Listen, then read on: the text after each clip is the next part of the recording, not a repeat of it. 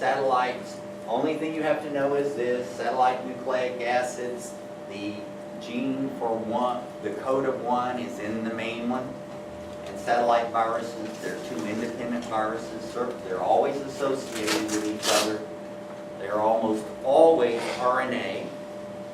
Diseases of crop plants, bamboo, chicory, grapevine, all that.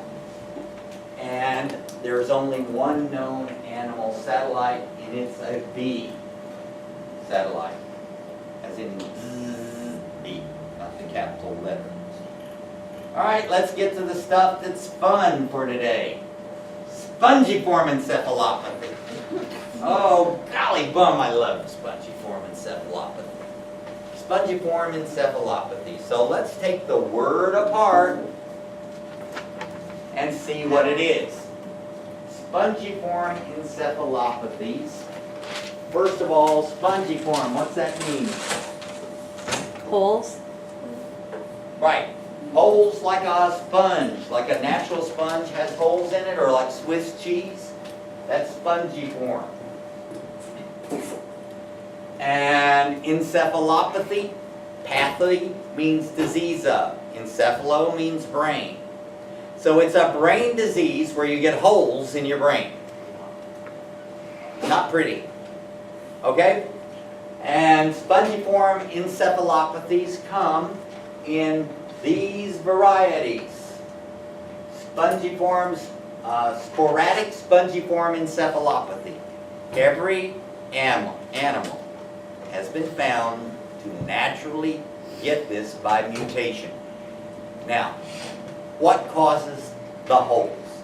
All right, a normal brain protein that makes up the neurons of the brain, called PRP, comes in two forms. And it's the same length, the same amino acids with a mutation in just one spot, 1 to 3 spots, causes the protein to fold a different way. The normal one is PRP. The misfolded one is called a prion or prion.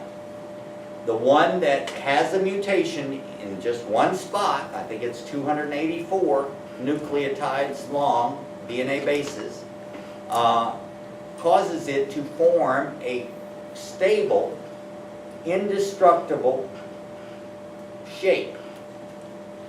That's the disease one. The normal one, shaped like this, and it works. If a normal one comes across an abnormal one, it converts it like a magnet, and they stick together in long chains, and they're non-functional, so the cell dies. So if a normal brain protein is exposed or touches, physically comes in contact with an abnormal prion, it will convert it, refold it to the stable shape that's non-functional, and these non-functional shapes will stick together in long chains, and since they're non-functional, the cell will die. And when the cell dies, it leaves a hole behind. And so this is called spongiform encephalopathy. What's sporadic? Every animal we have ever known and investigated will get a mutation, 1 out of every gazillion, and that animal will get the spongiform encephalopathy, and that animal will die, and that's it. So these are sporadic, random encephalopathies that happen just rarely, and in humans, it's been given a name, Creutzfeldt-Jakob's disease, CJD. It is the sporadic, random, mutational form of this in humans. And it's extremely rare. It happens something like 1 in every 500,000 every 50 years. So there is very rare. It doesn't seem to be related to anything except age. The random, sporadic seems to occur in the 50s and later. And the first symptoms are very much like Alzheimer's, but it quickly gets so much worse. They have hallucinations. They have random events in their brain that makes them, if there's, like for instance, you show them a movie that someone's being tortured, they feel like they're being tortured kind of thing. So it's that's the sporadic, random one, and it's very rare. All right, then there is genetic spongiform encephalopathy in people, and there are 3 of them: fatal fetal insomnia, Gertz-Straussler-Schlinkner disease, and Kuru, which occurred in New Guinea, probably as a random originally, many generations ago. Now, what do I mean by this? A genetic inherited trait causes the mutation that causes the baby to be born with a spongiform encephalopathy, and the baby soon dies. Fatal fetal insomnia, the baby can never sleep. So the babies die very quickly. Since they don't reproduce, they don't pass it on. So you don't really have to worry too much about the genetic form or the sporadic, because you would have already had it or developed it later. What you have to worry about is this one: transmissible spongiform encephalopathy. We didn't know that spongiform encephalopathies could be contagious until the 80s. Before the 80s, we only saw it in sheep and goats, and it was no other species got it, so we just thought, well, this is too bad for them. Now we know that it is contagious, and that's called transmissible. And then finally, there is idiopathic, and that means we know the person has spongiform encephalopathy, we just don't know how they got it. Was it contagious? Was it genetic? Was it a random mutational event? We just haven't figured it out yet. One of them is you can get it from medical instruments. Remember, it's indestructible. So if you use a medical instrument on someone that has spongiform encephalopathy, it can't be sterilized, because nothing will destroy this except for 60 hours of burning in a fire of extreme temperature, or soaking in sodium hydroxide for 6 hours, plus autoclaving at a higher temperature for a longer amount of time. So basically, nothing will destroy them, and it's almost impossible to sterilize. Let's see, and that's, by the way, if it's caused by medical instruments, that is a type of transmissible, and it's called iatrogenic. And several people have been operated on with scalpels or respiratory equipment that was used on someone that had it, and they got it. So they are now, if you find out someone has it, of course, all those instruments must be destroyed. All right, so let's talk about the history of spongiform encephalopathy. And we're going to go down here, and we're going to talk when we first heard about it. And we first heard about it in 1732. In 1732 in England, a book was written about sheep going crazy. Now, it's very hard to tell about crazy sheep because they're stupid. You know, when they say you follow them just like a sheep to slaughter. All right? Sheep will see other sheep being shot and killed, yet they'll follow. So sheep are incredibly dumb, stinky animals. I hate working with them. But anyway, in England, which sheep is about 1/3 of the meat diet is sheep in England, over many years, they saw in the early 1700s the first development of this disease in sheep. And what the sheep did was they acted more crazy than dumb sheep. For instance, they will, if rain hits their head, they will look up, their mouth will fall open, and they will drown in a rainstorm. They will walk, they were thirsty, and they will walk to a stream, and they will walk under the water and forget to stop and drown. They will be curious and walk off a cliff. But the way it got its name is they have random itching. They itch. Every square centimeter of their body itches, so they rub every bit of their fur and skin off until they're bloody from head to toe, which is called scrapie. That's why they named it. Now, in the history of scrapie, no one has ever gotten scrapie from eating a sheep that had scrapie. In fact, in the old days, when they saw a sheep that had scrapie, the landowner would give it to the peasants and say, make soup out of it quick before it wastes away to nothing. No harm, no problem. What's the cure for scrapie? Same as viroid diseases. If your neighbors find out you have a scrapie sheep, they will kindly come visit you with shotguns and kill all your sheep, burn the bodies, and bury them. So it is in the farmer's interest that if they see a sick sheep, to quickly get rid of it or send it away to slaughterhouse. Because if their neighbors find out, they lose their entire farm. So anyway, story of scrapie is, that's it. We didn't expect anything more than that. No other species got it.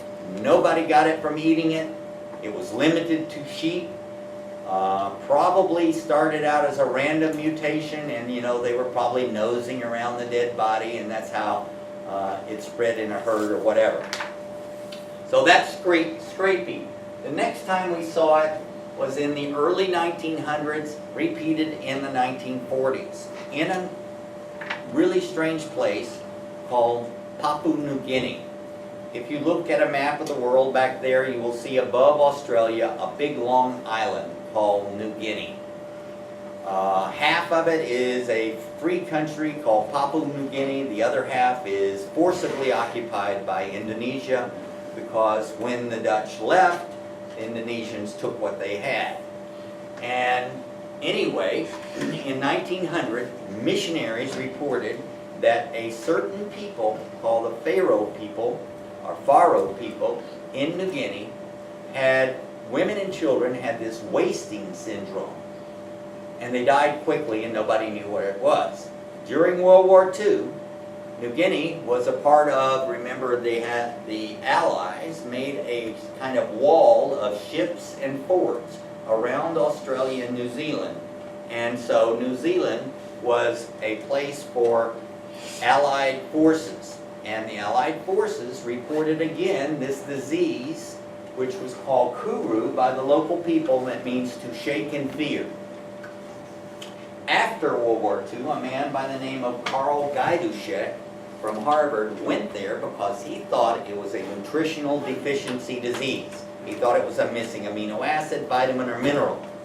He got there, he did these tests, he found it wasn't. He then autopsied some of the bodies and sent it for, investigation. Didn't find a new virus, didn't find a new bacteria, couldn't relate it at all to anything.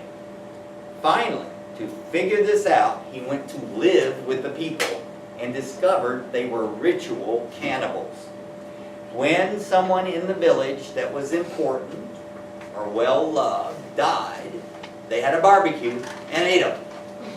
And the logic behind it is, if somebody's important to the village, you want to keep their spirit in the village. And why did men and women differ, and children, in who got it? Because not many men got it, but mostly women and children. And the answer is where it's located. It's a brain disease. A disease of the spinal column, spinal cord, and brain. As a result, who gets the best parts when you have barbecue? The men do. And the women and children are left with the icky stuff, the organs and whatever, and brain and spinal cord. So he got a Nobel Prize for discovering this disease was caused by ritual cannibalism, and with efforts to re-educate and so forth, this no longer is being done, but people are still coming down with it there today because it has a long survival. Remember, they're almost indestructible particles. There's a lot of little videos online that are very interesting, especially one where they interviewed the last living cannibal, and she tells you how delicious it was and what parts were the best. But you can Google it and see about kuru. Interesting, kuru probably started as a sporadic spongiform encephalopathy, but of course when you eat someone that has it, it spreads within a species. All right, so when was the next time we saw it? The next time we saw it was in the late 70s in England. And here's what happened. England joined the European Common Market, now called the European Union. When you join the European Union, you have to make your laws agree with theirs. And cattle feed had a lower percentage requirement, legal requirement in England than it did in Europe. And so the rest of Europe's, England's law had to be brought up to the standard of Europe. And so if you know anything about the European Union, they have laws for everything. I mean, California is considered the most legalistic state in the Union. We have more laws than any other state. But the European Union has 10 times more than we do. They have a law on the size a bus bench must be.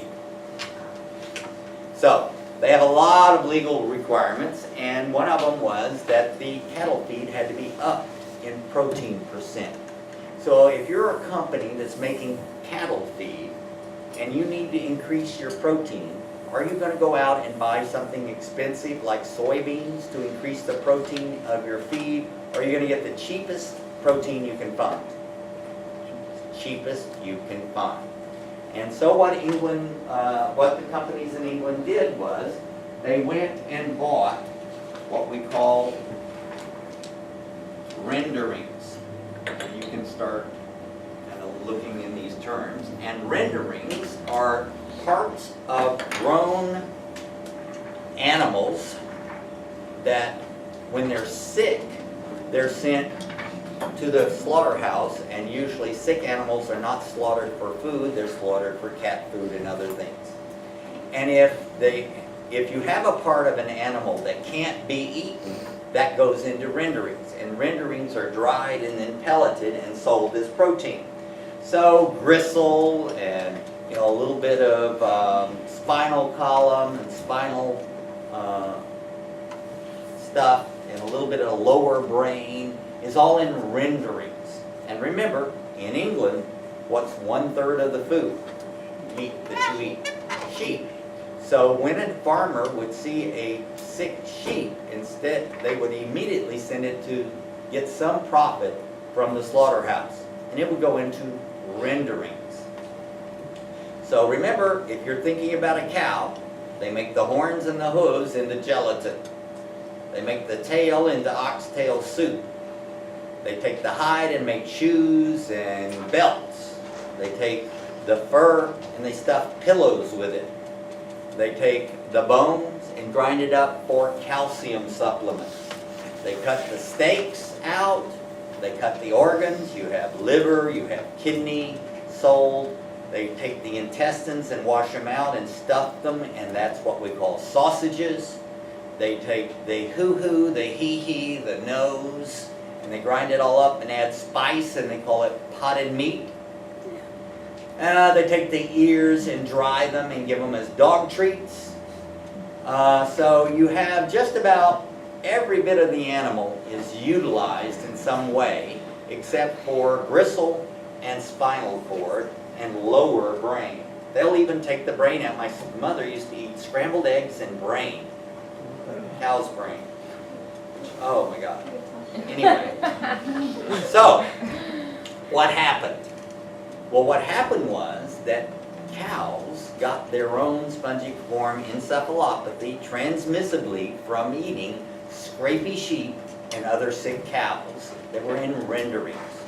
And first 10 cows and then 100,000 started, and they go crazy, they can't stand up, and cows are very smart animals, and when they get really aggressive and go crazy and can't stand up, it's very different from their normal behavior.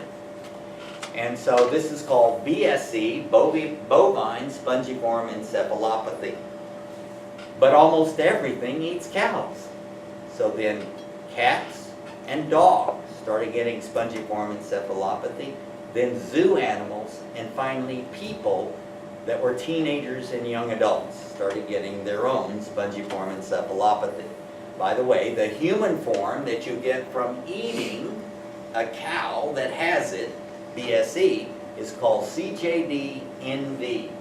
New variant, Ch10BViroidsPrions. Sometimes you'll see little v, CJD. What's the difference? If you get CJD naturally and sporadically and randomly, about 40% of your brain is holes. If you get it from eating a BSE cow, it's 60% of your brain goes to holes. So there is a little bit difference in the autopsy results of whether you have the new variant kind or the others. What's the big difference? The big difference is species barrier. You don't get canine distemper because you're not a dog. It's a species-specific disease. This is also, but there are different levels of species barrier. The species barrier between sheep and cows is low. The species barrier between sheep and people is very high. We don't get their diseases, they don't get ours. But sheep and cows can get the same diseases or similar diseases because they have a low species barrier between them. And the saddest thing is, the species barrier between cows and humans is almost non-existent. In fact, we get almost everything they get. That's one of the reasons we didn't used to drink fresh milk, because of so many things you can get from cows. So the species barrier from cows to other animals is quite low. So we had an intermediary. We had scrapie go to cows, and then cows, whoever ate them, it went everywhere. So what happened? Well, England, first, they resisted it. Nobody could believe this disease had moved into cows and humans. They finally accepted it, and they killed every cow that had ever eaten any of this food. So they killed millions of cows. Then they developed a quick test. So if you go to England and eat meat today, you are safer than anywhere else in the world because every animal that is slaughtered is tested before the meat is sold. Nowhere else in the world does that happen. In the United States, we only check 1 out of every 250,000 slaughtered randomly, and we check all sick animals. We used to say, and the movie will tell you, that we have no BSE in the United States. We have now had about 50 cases, and we have not had any people come down with it from eating animals they ate here. But we did, the first 2 cases were calves that had been fed rendered remains in Canada. They were sold to fatten up in Washington State. They were fattened up and sold for food. And excuse me, the testing is so late here. We don't have an instant test like the British do. That by the time they found these 2 animals had BSE, the meat had already been sold at Vons and Ralph's throughout the West Coast. So even though no one has ever been infected with it here, we have a pretty strange system because our law says that if any country in the world has BSE, they cannot export meat to the United States. But if someone bans our beef because we have it, we have a trade war with them. So Korea banned our beef because we had BSE, and we then retaliated against them and made them buy our beef. So it's a little bit of hypocrisy there. Well, how else can you get CJD-NV? Well, the way in which people got it in the United States was not from eating BSE cows, but hunters eating deer and elk that they shot in the western United States. 30% of the wild deer in Colorado and have their own form of a spongiform encephalopathy that that can be passed to humans, and that's called chronic wasting disease. And good news, you can go to a sports store and buy a dip test. So if you shoot a deer in the western United States and you want to know if it's got BSE, you can dip this into the fluid around the brain and it will tell you. Another interesting thing is, of course, they just tell you to cut the steaks out now from wild deer that you shoot. Don't eat the whole animal, don't cut into the brain or spinal cord, just cut out the steaks so that you can harvest the animal in a way that won't contaminate your food source. So about 25 hunters in the United States have gotten CJD-NV from eating wild deer that they shot and harvested either improperly or didn't have a dip test for. All right, so that's all we know about it. If you would open your lab record book and try to copy these little things. I don't know why this is showing a little bit of difficulty here. Let's see if I get it from that other website.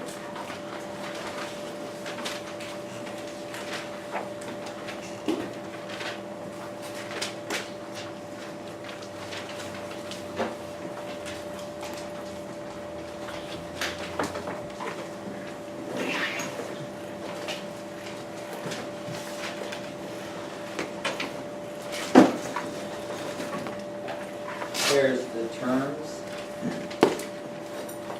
So put one of these on each line. Protein only hypothesis. And remember, for years and years, nobody believed any disease could be caused by something that doesn't have its own RNA or DNA, and nothing could replicate without it. Now, this is not actually replication, remember, it's conversion of a normal to an abnormal shape. And the man who came up with the hypothesis is Stanley Prusner of the University of California, Berkeley, the very best university in the world with more Nobel Prizes than any other. So he came up with the protein-only hypothesis, and he is the one that coined the term prion or prion. Scrapie, Carl Gajduszek, who got the first Nobel Prize. By the way, Stanley Prusner got a Nobel Prize also. Creutzfeldt-Jakob's disease, that's our form, the random. J.S. Griffith was the person a mathematician, who first came up with an idea that a protein could refold another one. The normal brain protein TRP, renderings we discussed. Cattle that fall down because they're sick are called downer cattle. Cattle with spongiform encephalopathy is called bovine spongiform encephalopathy, and the common name is mad cow disease. If you get it from eating another animal or in some way from like contaminated instruments, it's called transmissible encephalopathy. The weird shape is called a rogue PRP or prion. When we eat a cow and get it, it used to be called human BSE. Now it's called CJD-NV. So these are the little terms that you should copy down, one per line, or skip a line between each if possible, and take notes from the video that you're going to see in approximately 5 minutes. I wish I could make this bigger, but I just don't know how on my screen. Let's see if there's a control and then scroll up. Like control one, like this. Oh, did it? Yeah, it did. Thank you. You're a whiz. That helps, doesn't it? Yes. See if I need a bit more. Yeah. Nope. There. That's the max.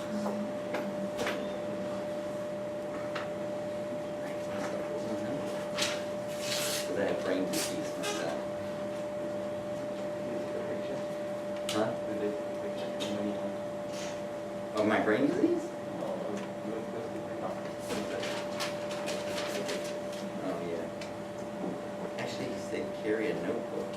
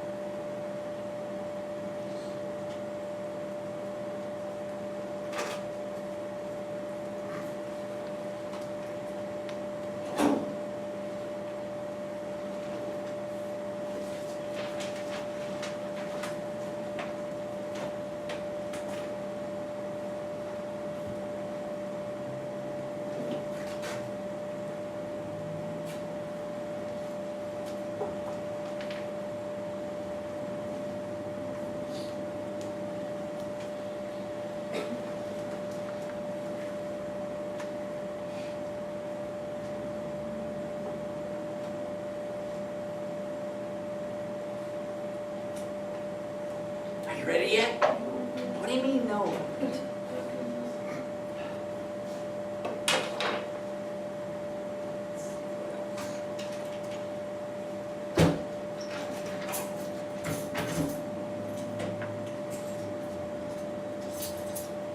Who remembers what color of exam they had yesterday or whenever we took it? Okay, I've got some extras. I mean, I'm gonna put it online, but I just thought I'd hand them out. White? Here you go.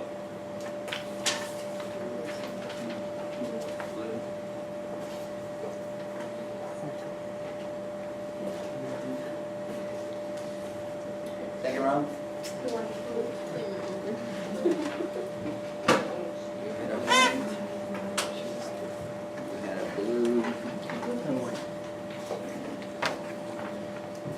Sorry, I'm just sort of passing them out a little bit, try to share. And blue. What, you guys, you remember? Blue? Share. One blue. And a white. You said blue, right? Okay, that's all. You can share, but it'll also be online. Like maybe. Everybody done? Say yes.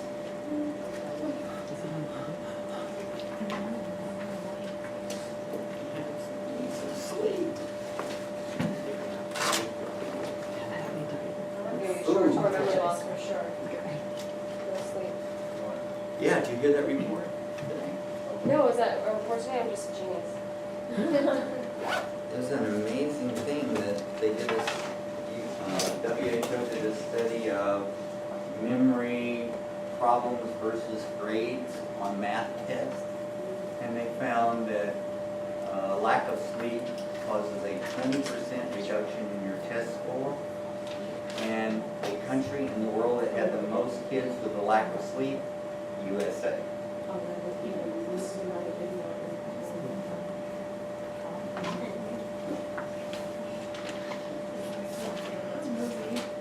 No, but I did hear on the radio this morning that in Japan that there's been a bird flu occurrence. Another, from China, huh?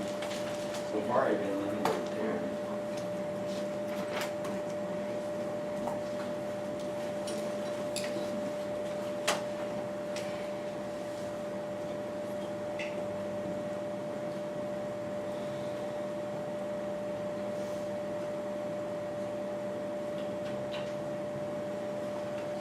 So sad to see this video. I know you're supposed to feel sorry for people more than animals, but I worked with cows for so long and they're such wonderful animals. They're huge, but they're just like dogs, you know. You name them, they will do things, and it's just, they will actually, the oldest, meanest female runs the field.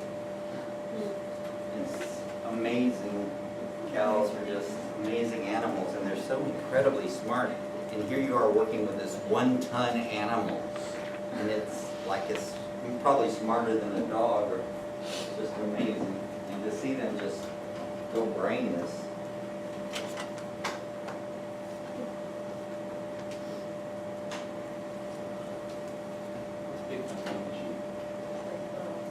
Woman, the city slickers. Has anybody seen city slickers? What are we talking about? City slickers? Yes. I was like, everyone's like, what? All right, here we go.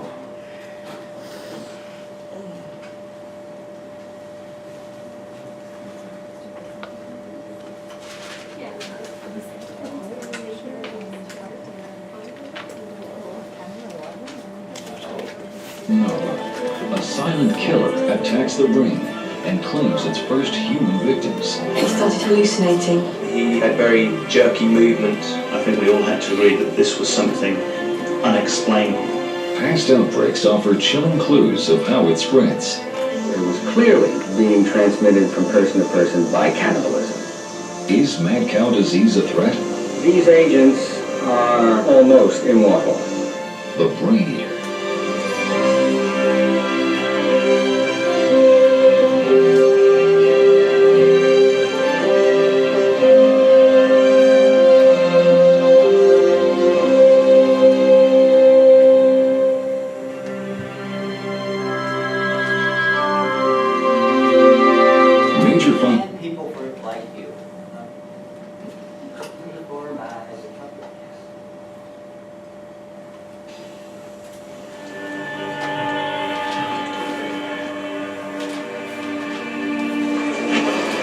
It appeared suddenly in England, a strange and horrific plague called mad cow disease.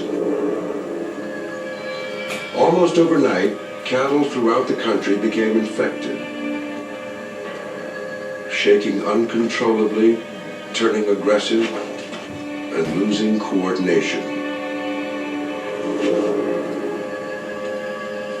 There is no cure for this mysterious disease, and it is always fatal.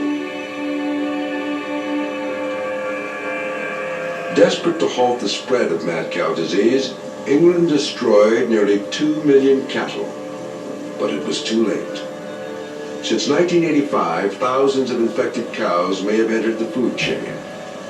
It now seems certain that mad cow disease is crossing into a new species. Recently, an 18-year-old named Stephen Churchill fell ill with some very curious symptoms. He had very jerky movements, and he could suddenly decide to try and get up and walk when he wasn't capable of doing any kind of action, which would often result in him injuring himself or falling over if there was nobody around to help him. He started hallucinating. It started off as he'd be watching television and he'd get very enthralled in what was going on. If there was fire on the television, he'd feel as though he was burning, or if it was like an underwater scene, he'd feel as though he was drowning. And then it got to a stage where he was just seeing things that just weren't there. At the time, the cause of Stephen's illness was a mystery. We saw CJD and a question mark written on the notes, and that was the first sign of they had maybe an idea of what it was. I found out that it was a very strange disease, but I also found out it was only really found in 50, 60, 70-year-olds. And although a lot of the symptoms seemed to fit, the age group didn't.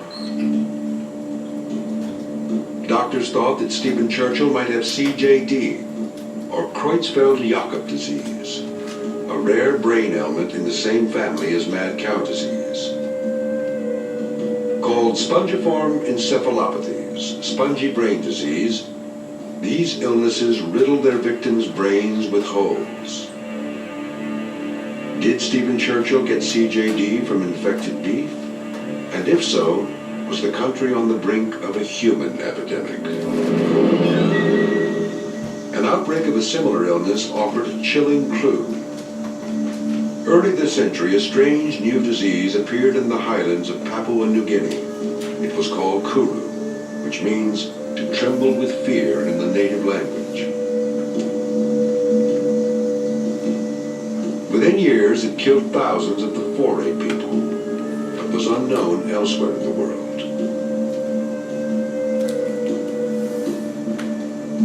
In 1957, scientists traveled there to uncover the cause of this mysterious ailment.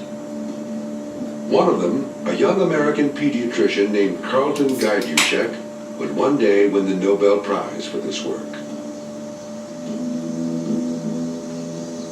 They found a population that was dying from this disease, but primarily affecting children of both sexes equally and young adult women. The first symptoms were a little incoordination. They'll stagger a little bit when they walked. Little by little, over a period of months, this became sufficiently severe so that they were unable to walk unaided. In time, the people were unable even to stand and therefore became helpless. Most people with this disease died within 9 months. Scientists investigated every possible cause of this illness, from malnutrition to genetic problems. The answer turned out, in fact, to be very simple. These people were cannibals. It was clearly being transmitted from person to person by cannibalism. Members of this tribe ate their dead relatives as an act of homage during funeral rites.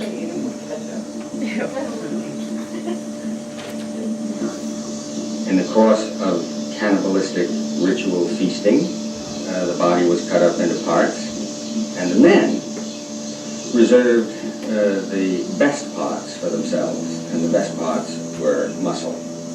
The remaining parts of the body, including brain and pancreas and liver and kidney and intestines, were eaten by the women and the children. The disease was passed on as women and children ate the infected brains of their dead relatives. Many developed kuru, and when they died, they were ritually eaten, escalating this deadly epidemic. This tragic cycle was broken when cannibalism among the foray people ended in the 1960s. But the incubation period of this disease is so long that the last victims are still dying today. The solution to the way kuru was passed from human to human, together with a number of laboratory experiments conducted over the years since, have, without any question, brought persuasive evidence to the idea that infection can be transmitted by feeding. Cannibalism may be the cause of England's mad cow epidemic too. Cannibalism among cows and sheep.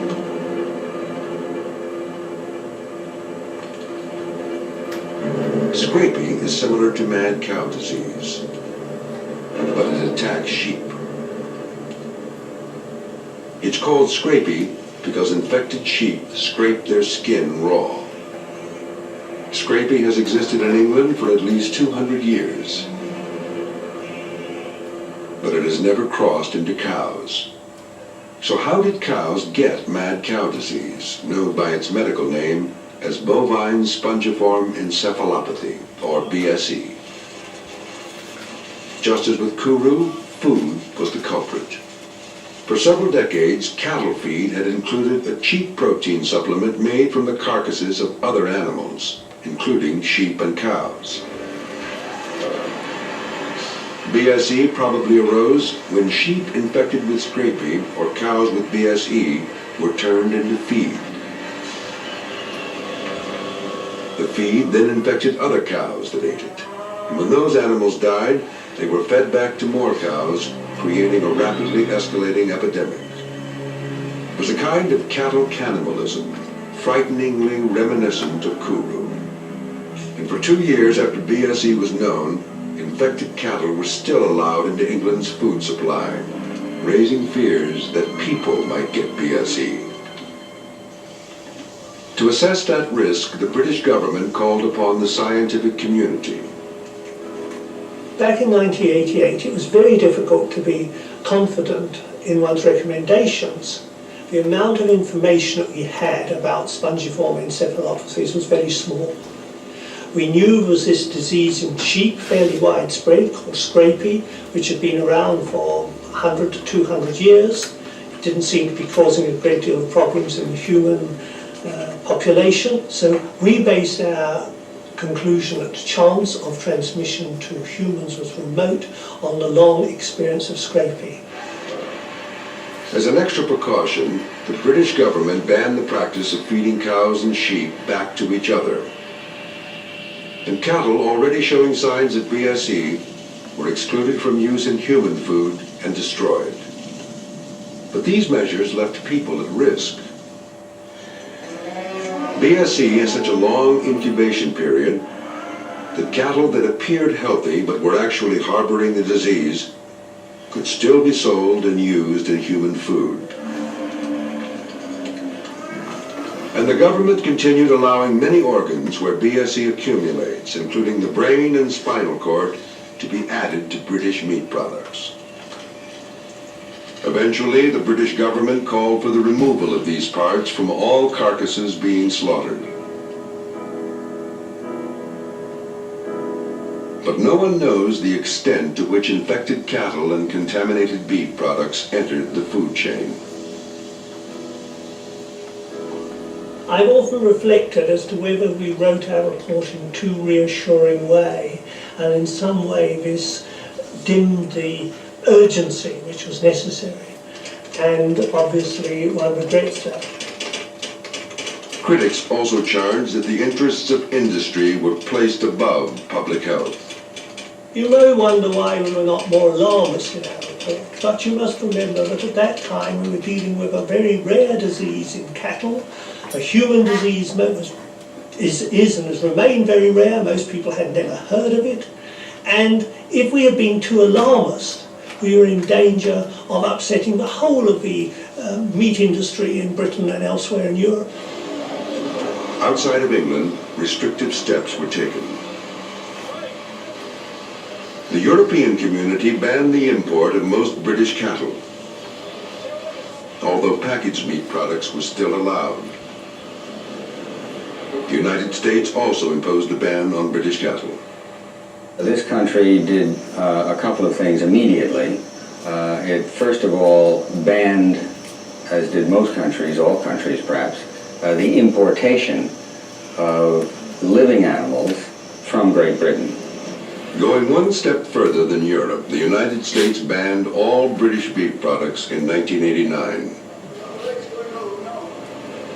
Meanwhile, the Department of Agriculture began tracking down the several hundred British cattle that had been imported to the United States before the ban went into place. We hold the records for the 496 that were imported, and we had our field veterinarians trace those out, locate the farms where they were now residing, and then monitor those, check them every 6 months, where they would go out, talk to the owner, check for signs. Those cattle never showed any symptoms of BSE, and most have been bought by the Department of Agriculture and slaughtered. But imported British cattle was only one issue. The question was brought up, could American cattle be harboring their own native strain of BSE? In 1985, in the Wisconsin town of Stetsonville, mink being raised for fur came down with a rare spongiform encephalopathy like mad cow disease. Almost overnight, they started showing classic symptoms of the disease, such as loss of coordination. They soon became listless and died within weeks. The disease wiped out thousands of mink. Richard Marsh, a veterinarian at the University of Wisconsin, was called in to figure out what had caused the epidemic. Marsh thought that something in the feed was spreading the disease. Now deceased, Marsh used to work in Paul Brown's lab at NIH. Since mink are fed carcasses, they are voracious carnivores, the interest very quickly led to the idea that the carcasses were at the base of it and that they were getting infected through a sheep, specifically scrapie in sheep, and sheep carcasses were being fed to mink, so it made sense that sheep were the source of mink encephalopathy. But Marsh began to suspect that on this farm, scrapie was not the cause. No sheep had been fed, but downer cattle carcasses were fed. Downer cattle are called downer cattle because they lie down, because they're sick and they die. And many different diseases cause this picture in cattle. And the thought was, well, here you've got an outbreak of spongiform encephalopathy in mink that apparently had been exposed to downer cattle and not sheep, and maybe the cattle were the source of the outbreak. The mink outbreak convinced Marsh that a low-level native strain of BSE exists in the United States, but was going undetected. So the idea that BSE might exist in this country, either producing a disease that wasn't recognizable as BSE or existing as a silent infection, was one that we had to seriously consider. And because of Dr. Marsh's theory, in 1993, the USDA started to do surveillance on downer cows. We've tried to approach it from a scientific standpoint and say, well, hey, if there is such a thing, let's look for it. To date, we've looked at over 6,100 brains and found no evidence of BSE. So that's a pretty good piece of evidence that this is not the case in the U.S., but it's not proof. Still, no cases of BSE have ever been found in the United States. But in England, throughout the 1990s, BSE was spreading fast, and not just in cows.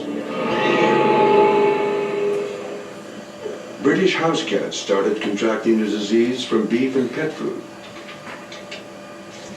Like people, cats have never been susceptible to scrapie. It was certainly concerning when domestic cats developed a spongiform encephalopathy, and we now know that is BSE that was acquired by these domestic cats, and now by quite a few wild cats kept in zoos and some other wild animals kept in zoological gardens. And so that really indicated that BSE had a quite different host range than scrapie. It was infecting different species that had not gone down with scrapie in the past. So that was certainly a cause of concern for me. Of course, that doesn't tell us that humans are going to be at any higher risk, but it does tell us that BSE is rather different than scrapie. In many illnesses, including scrapie, biological differences between species prevent diseases that originate in one kind of animal from infecting another. This is known as the species barrier. For example, scrapie has existed for centuries, but no person has ever gotten scrapie from eating lamb. Unlike scrapie, though, BSE has proven highly transmissible, crossing into nearly every species exposed to it. For so many animals, the species barrier against this new disease was turning out to be weak, and there was no way to know whether it would be for people too. It really is quite an unpredictable phenomenon.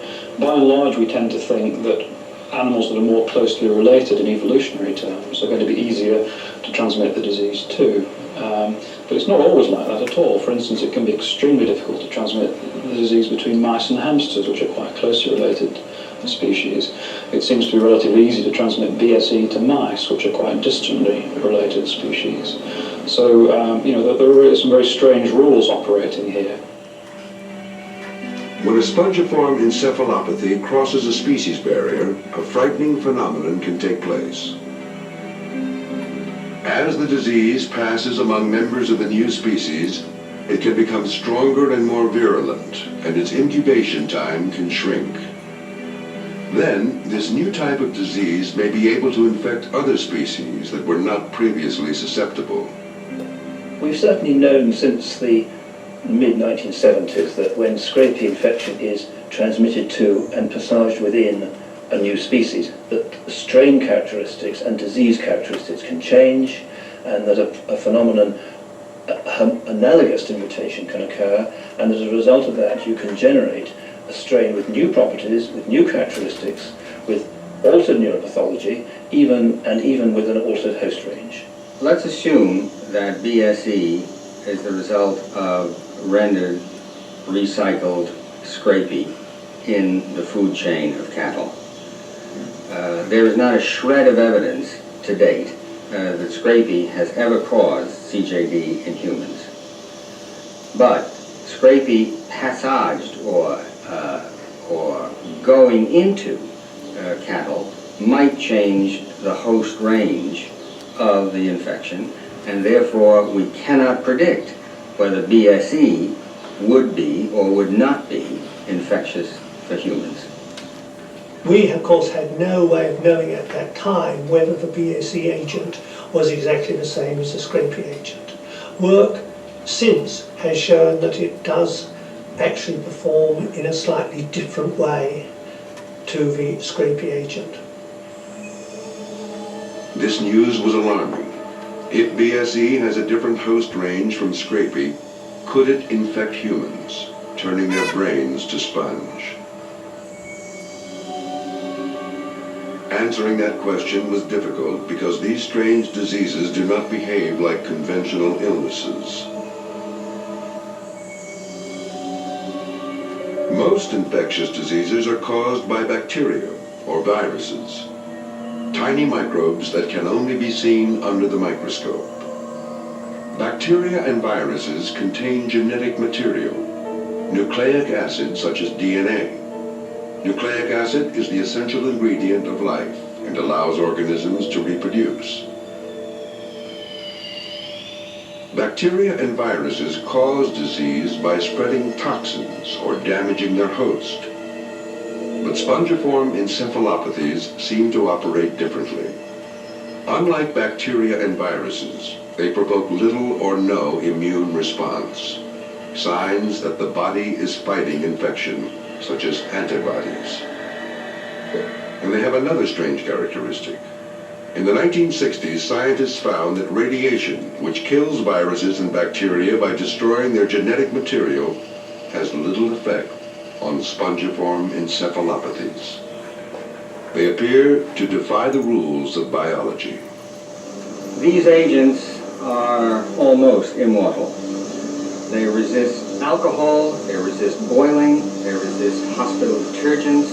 We thought it would be interesting to see what would happen if we buried some of these agents. And so I ground up some scrapie brain and mixed it with soil, put it in a flower pot, and closed it in a cage, and used my own garden as a burial site, right here. And what we found was that a good deal of the infectivity remained in the soil after 3 years. We exposed it to temperatures that turned it to ash, and it did not entirely kill the agent. And so every known pathogen of man would have been destroyed by this process, and this was not. So if these diseases don't behave like other pathogens, what are they? Scientist Pat Mers discovered a tantalizing clue in her New York laboratory. Using an electron microscope, which can magnify up to 100,000 times, she was looking for the infectious agent that causes scrapie. At that time, most believed the killer was a slow-acting virus. But her discovery pointed scientists in a new direction. She detected these hazy threads in the brains of animals infected with scrapie. They did not appear in the brains of healthy animals. Mers thought these fibers could be a sign of scrapie, CJD, and Kuru. But each of these strands contains millions of particles, far too small to be identified even with the electron microscope. A different technique was needed. What we wanted to look for was what was unique about a sample from the diseased brain that was not in the normal brain. What component, what molecule would be in that diseased brain that was never in the normal brain? And so I did some experiments where I looked at proteins and separated these proteins using a gel to separate them by their size, and they give little different bands on the gel. And when I did that, I didn't really expect to find anything right off the bat. And after one of the experiments, I went into the darkroom to develop the film, and I was very surprised when I saw this. And I knew when I saw this gel that this had to be it. There's a fuzzy band that's here in the gel that's in each of the three. Satellites, only thing you have to know is this: satellite nucleic acids, the gene for one, the code of one is in the main one. And satellite viruses, they're two independent viruses. They're always associated with each other. They're almost always RNA.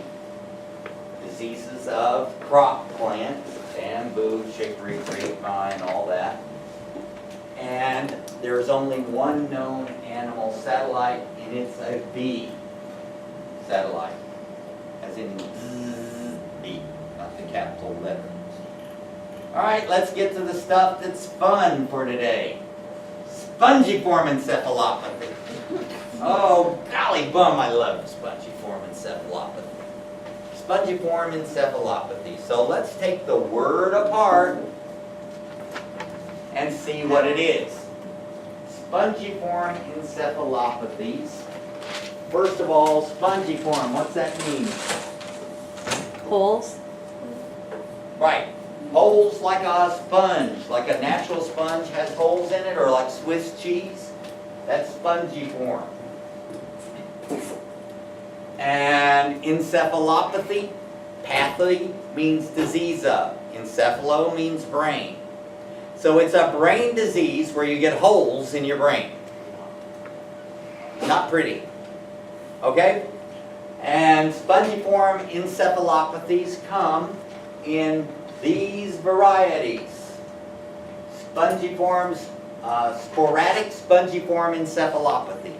Every animal has been found to naturally get this by mutation.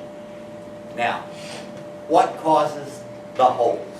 All right, a normal brain protein that makes up the neurons of the brain, called PRP, comes in two forms. And it's the same length, you know, when they say you follow them just like a sheep to slaughter. All right? Sheep will see other sheep being shot and killed, yet they'll follow. So sheep are incredibly dumb, stinky animals. I hate working with them.